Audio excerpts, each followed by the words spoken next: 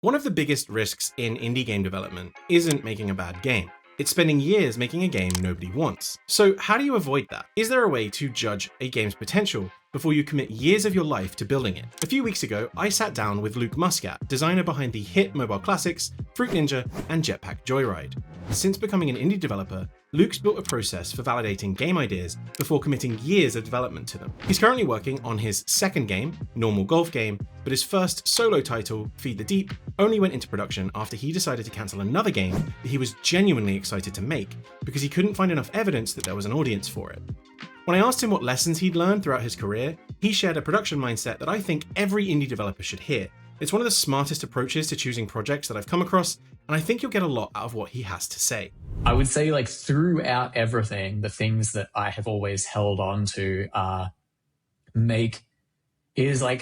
act fast and decisively and then own it. I really never want to be I never want to be like on a project that takes like 6-7 years kind of thing. Okay. Like, I feel really lucky. Like, I've been doing games for like almost 20 years and I think I've shipped like 16 games or something. Like, and I don't want to be like, I have friends who have been in the industry for 20 years and they've shipped 3 games kind of thing. And sometimes, it's because things get cancelled and things like that. But other times it's like the entire time they've been working has been on things that did ship, and it's really long. And to be clear, it's not like, I'm glad that those games exist. I want there to be games that took someone. Did you see that I'm going to mess it up. Is it Animata Design? They released Phonopolis recently, which is like all of the art is made out of papercraft and then stop motion. Oh, wow. I think they said that game is 12 years in the making for them. But you could look at something like that, I'm sure, and go, okay, I can see how this takes that long to make. Oh yeah, I get it. Yeah. It would take that long, and I am glad that exists. I want those games. I just don't want to make It's not for you. Yeah. No, and I also think that honestly, my strengths don't lie in production execution.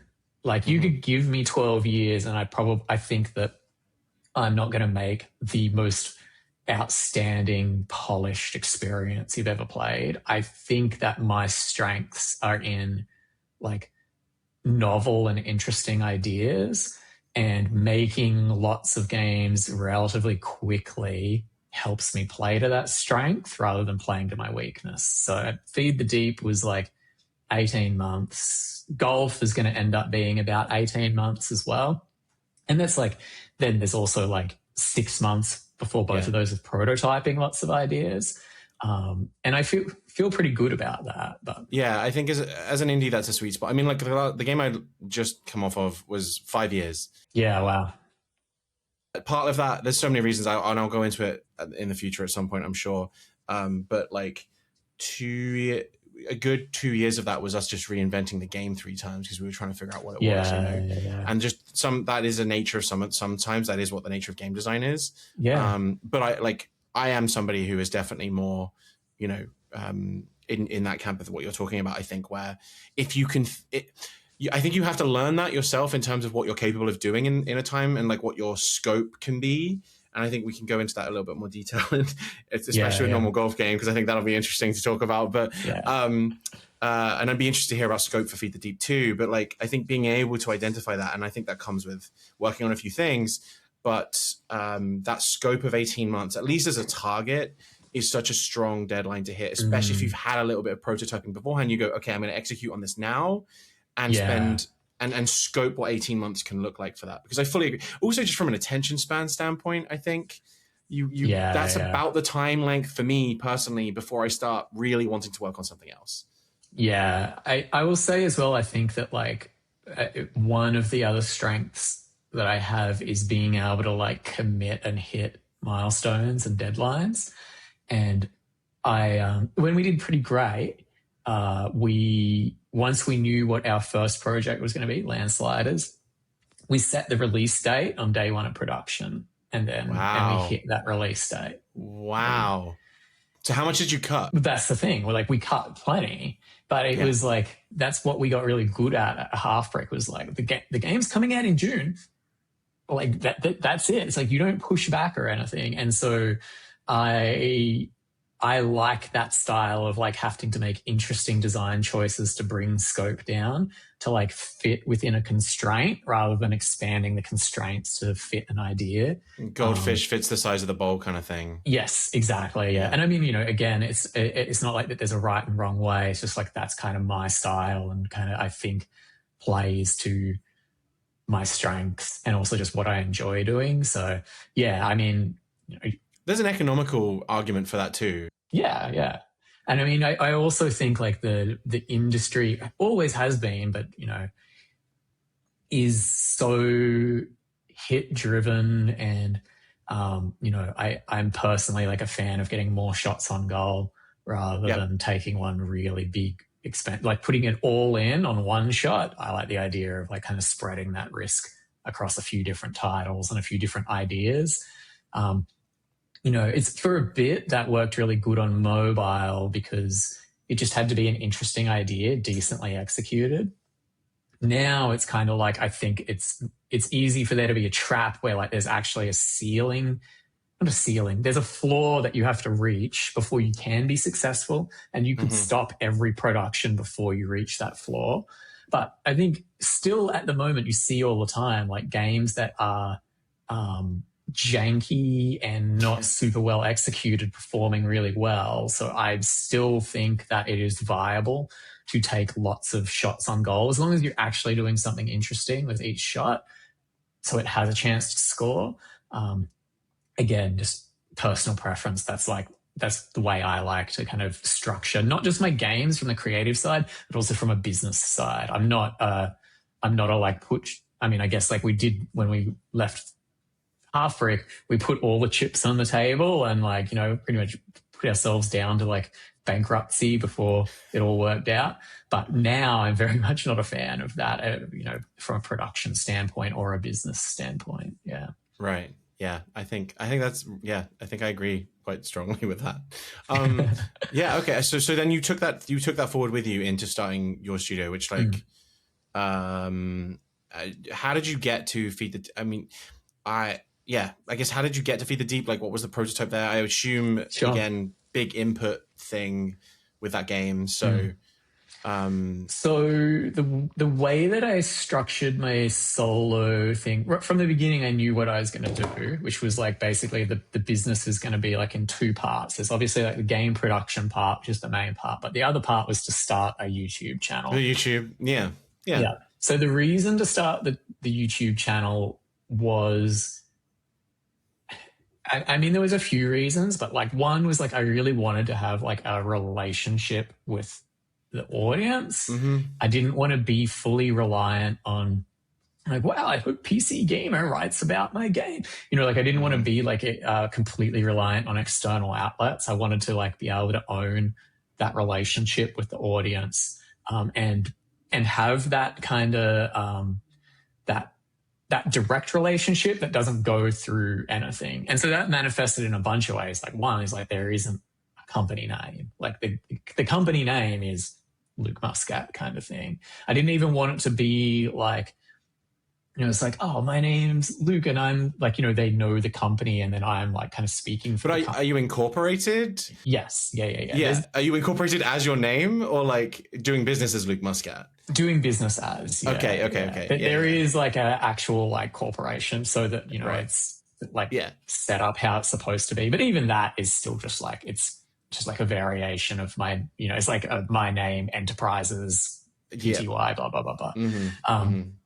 And so like I really wanted it to be, and it was the other reason like I decided I didn't want to be a faceless channel, like, a channel with like an avatar or just voiceover. I was like, no,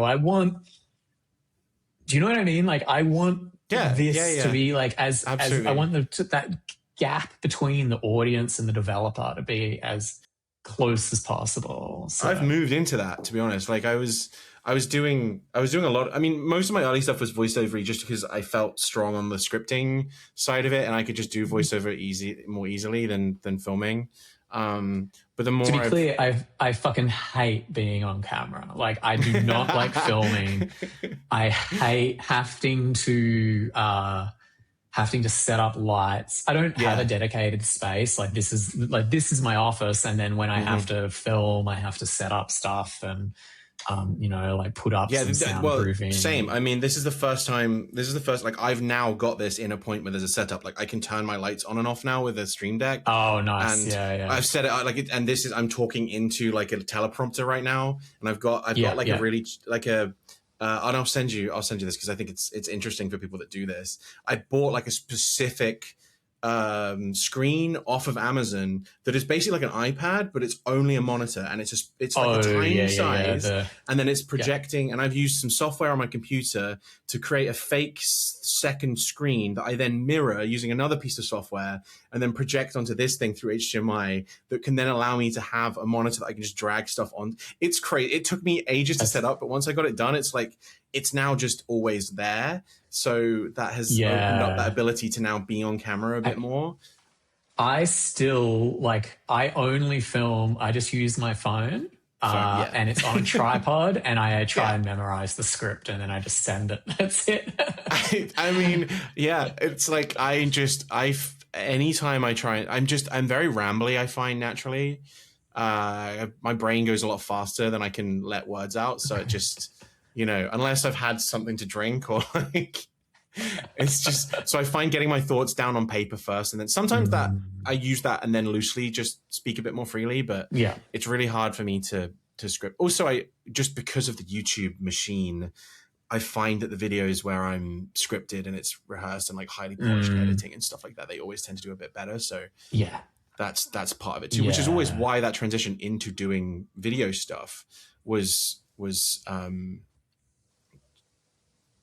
a question of mine, because I was like, well, there's a little bit of that I have to take control, but I also wanted to move away from just the faceless thing to because we're moving into that thing where all of the voiceovers are AI now on YouTube, and the faceless thing is untrustworthy now versus before it had a bit more of a presence, and that was kind of the format. But so I'm kind of just trying to mix in for the same reason, right? Like, and a bit more direct to audience so people can get to know me, and that's why I want to do this podcast, to talk more about game development with people. Be just a bit more personable, right? So I fully can understand, exactly what you mean about the direct sort of face-to-face element of it. And like I said, it's like I really don't like. I have started putting less filmed stuff in and doing a little bit more just voiceover, just because it's a little bit easier production-wise for me now. But I think it's the mix, right? It's like landing on the mix of both. It's cutting back. That's right. And that's how I've kind of scripted things, where it's like, this will be VO, this will be cut to video, just a bit more formatted in that way, and just having that flexibility. Yeah, totally. And then, the other reason that I started the YouTube channel was like, I wanted to use it essentially as like an audience validation tool.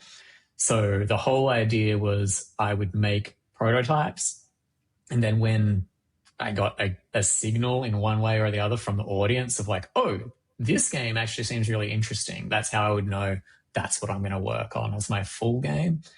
So when I started, I did I did 2 prototypes, and immediately it was like so valuable, because the second prototype I did was called Luck of the Draw, and it's like this Russian roulette auto battler is how I would call it.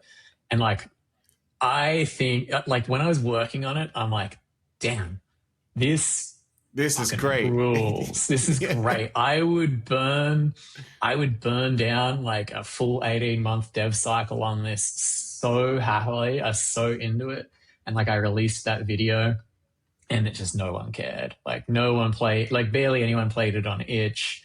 The video didn't get good pickup. And to be clear, there's like a lot of mixed signals here, right? Like, it could just be like, well, the thumbnail sucks. It could be that the game is fine, but the thumbnail sucks. But I was like, look, I got to try something. And so then I did this prototype for Feed the Deep, right? And I put it out there. And so I make the prototype, and then I also put it on Steam. And I was like, 'cause with the idea of like, probably I'll just release it for free a little bit further down the line, because I really liked the project, but I was like, I liked the last one, and the last one went really poorly. And I put the devlog up, and I put it out there, And it was just like immediately, it was just like, it was like crickets, right?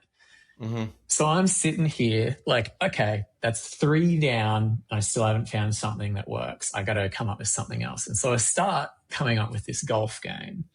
And I'm like, the whole thing with the golf game is I'm going to really think about a game that's going to make really good devlogs. Like that's the thinking of it. Is like, I'm going to come up with a game that will produce good B-roll and be interesting to talk about for devlogs. So I start doing that. And then all of a sudden, like the feed the deep starts picking up, right? Like the devlog starts like getting a bit of traction. Just the first one you made, the first devlog. The first one that I'd released and I'd already written off. And then the game starts getting some wish lists, and then it starts doing better and it starts getting more wish lists. And then like next minute, the video has like 500,000 views, which wow. Like, I had 10,000 subscribers, whatever at the time. And the game has 12,000 wish lists. And I'm like, guess I'm making Feed the Deep. So, because I'm like, that's it. That's like the signal I was looking for, right? Like the signal of like, there's something interesting here. So I basically stopped working on the golf game and I'm like, let's lock in. We're making Feed the Deep. And I basically committed to bringing Feed the Deep to like a full kind of production. So yeah, ended up being about 18 months of work on Feed the Deep. I managed to get like a little bit of funding for Feed the Deep through like the screen agencies here in Australia. So both Screen Queensland and Screen Australia were able to like help contribute to the development costs. And then, that's sort of how Feed the Deep kind of came to be. Feed the Deep, interestingly, like to me, feels a bit like when I made, so when I did Fruit Ninja and Monster Dash was like that safe bet.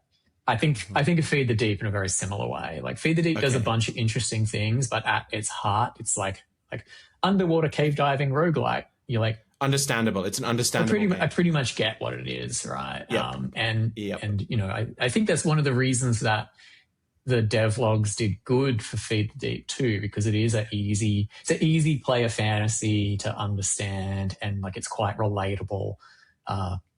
So anyway, that's how kind of Feed the Deep happened. And I mean, like that's sort of still going on. Like I did a mobile port of that. It'd be almost a year ago now. So I ended up bringing it to iOS, and that's done surprisingly well. Like I think I spent. Is it but it's a full price game? It's a try before you buy, also known as like a demo, and then a purchase to upgrade. Purchase game, yeah. I think that did like, I spent 8 weeks doing that port because I had to do quite a lot to do the port. Like it's different controls and everything, obviously, and there's like this like contextual kind of like it's a whole different input system in a whole bunch of different ways.